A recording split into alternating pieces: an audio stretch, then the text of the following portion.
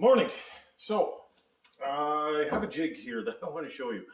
This is a jig I made, maybe about 2-3 years ago. And it's very handy for drilling pocket holes that you don't need a clamp and you don't need a lot of other things with it. So, I want to show you how to make one of these things because this was the first iteration of making it, and I was never really 100% happy with it. So I wanted to make a new one.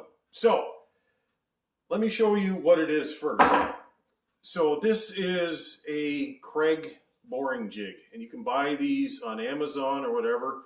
I can buy them at the Home Depot for 36 bucks in Canada here, and it comes with a drill bit right here, which I like. It's also got the spur end for putting into an impactor, which is really important to me. And it comes with this right here, a little Allen key.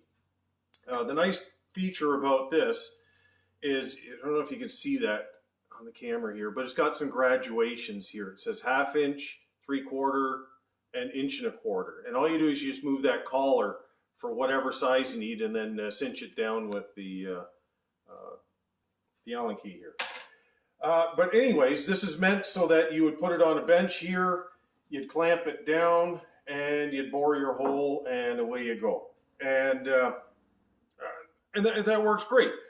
But it's only got a specific use. But here's what I did with mine, is I made a block like this that kind of houses this so it fits into it.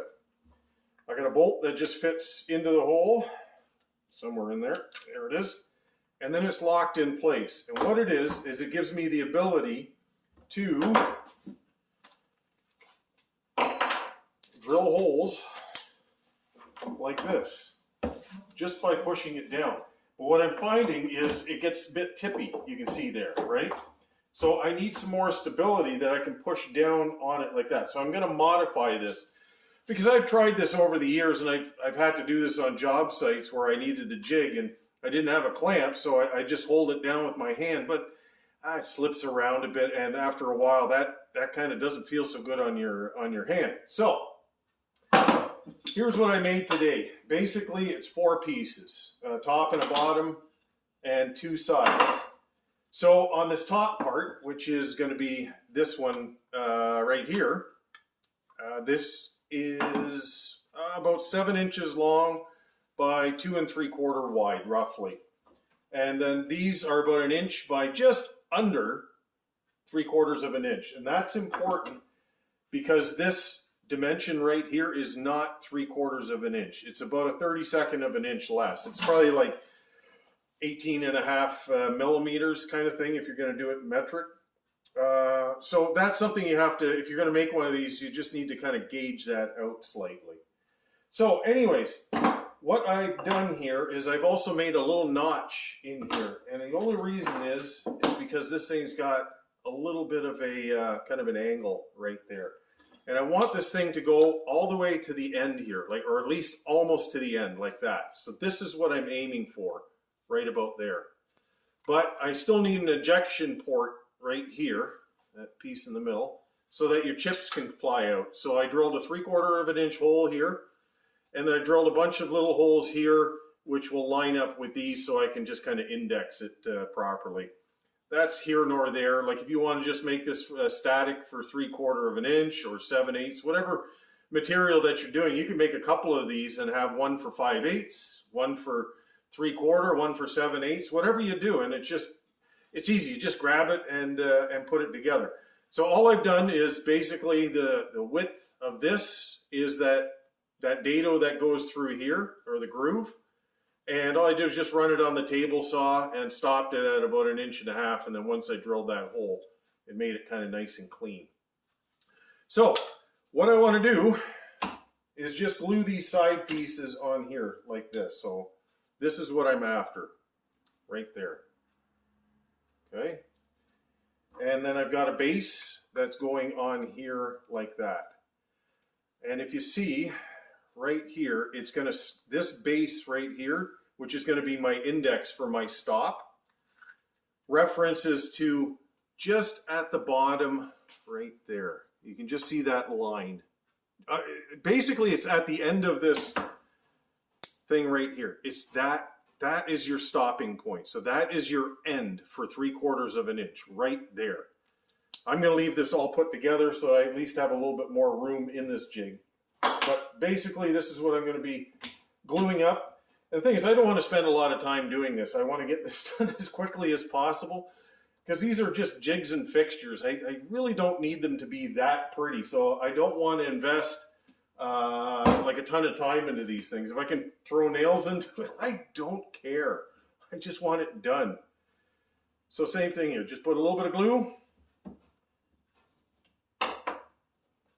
And when you're putting stuff like this together, if you're making jigs and fixtures, you're going to find that pieces of wood want to skate around. So what you do is you just push it until you feel it go into a certain position where it doesn't want to skate around anymore. And then you can kind of just do the final adjustment to it and then put clamps on it. Because if you're going to try to put clamps on it, you're just going to be fighting the whole thing the whole time. And a little key to gluing, you don't need to overpower something. Like just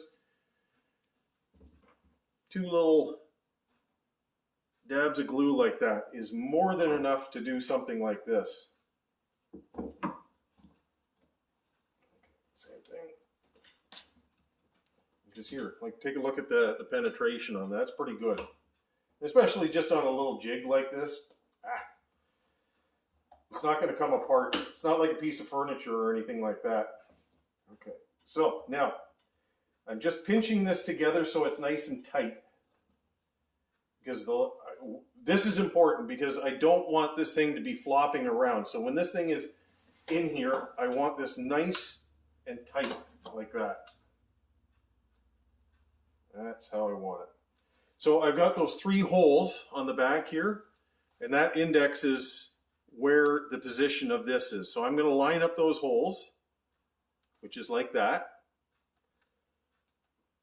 Then I know my piece here has to line up with that position there that I talked about. Basically, it's this. Okay, so the end of this has to be in that position because that's where this is going to stop. Okay, so wherever that is my end. So I can make a little mark on here. I can do that. Line this up. Okay, line up my holes. Make a little mark there with pencil. And there I know where I'm going to be. A little bit of glue. Same thing.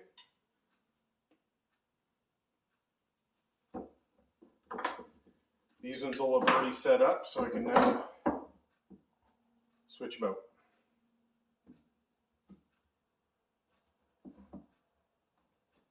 Okay. There we are. So I've lined it up with that little pencil line, which is right there. Now I can refit these back on. Same thing, I'm feeling it so that it doesn't move around. And then I can double check it by sliding this in and looking down my holes. Double check it. And yep, I'm good. Yep. So you can see here, it's not clean on the other end here, but once that's nice and dry, I can just sand that up and put it together. But here, now everything is nice and secure in there. And yeah, that's exactly how I want that right now. So I'm going to let this dry. I'm going to get that cleaned up, and I'm going to show you how well this thing works. Well, FYI, I do make mistakes. I just have to cut this back a little bit because it didn't line up exactly with my 3/4 inch setting. Easy fix.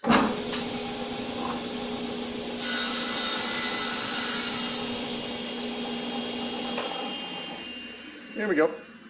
All fixed. Okay. There we have it. All done. Just put that little bolt back in there that secures it so I can pull this thing in and out.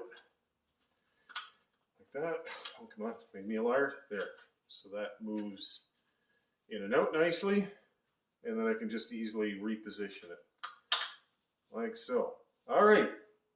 So I mainly have this thing for doing like melamine and plywood if I'm doing case goods. That's where I find this thing to be really, really handy. But that's not saying that you can't do solid wood with it. But I'm going to show you a little trick here when you're doing this because this is important. Just because you're clamping this down with your hand and using your own pressure, there is a tendency for this thing to skate off a little bit. So what you need to do is when you start this, is you get the drill going. And then go into it. Okay, meaning it has to start the cut first, and then once that drill bit gets established into the hole, then you can go at it. Because if you don't, it'll, here, I'll show you.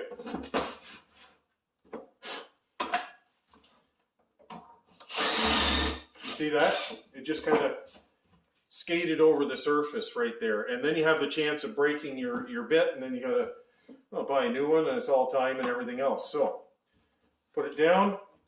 You know, I'm putting probably a good 10 pounds of pressure on here or more. Okay. Beauty hole. Here's a piece of plywood.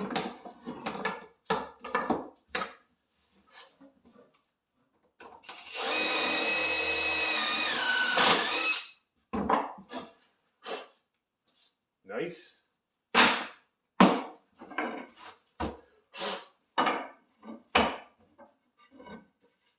All right, solid oak.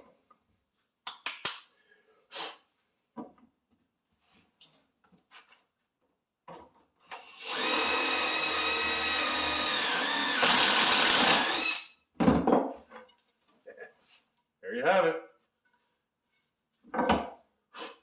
Beautiful little jig. $36 Canadian, probably in the States, what is that, like 10 bucks or something like that? But you don't need to have a lot of expensive tools to do the work that you need to do. You just need to use common sense and make the jigs that you need to do for what you want. Anyways, you guys have a great day.